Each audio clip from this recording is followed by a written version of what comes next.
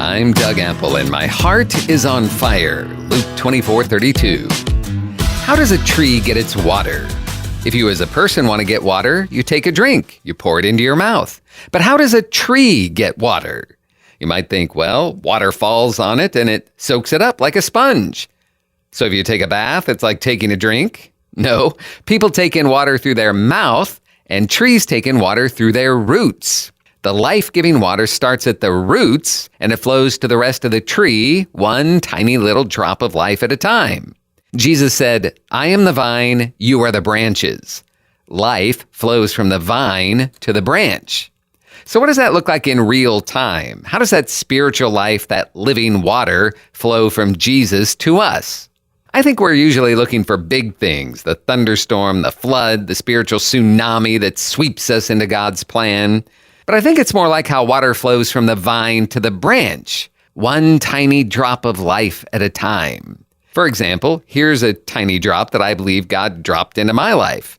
At the time, my wife and I had 4 small children, and I was working each day until about 6 p.m. I would come home, and the kids would have already eaten. It was a bit scattered, but I don't think we even thought about it.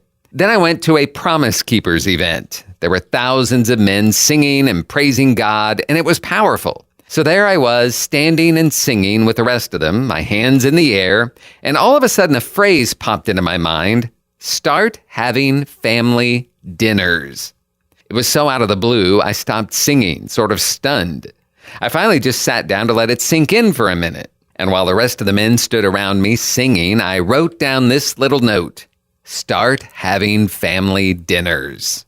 And we did. We started having family dinners. There was bonding and conversation, and it really brought a good new dynamic to our family. It was a tiny drop of life that I believe flowed from Jesus, the vine, into me, the branch.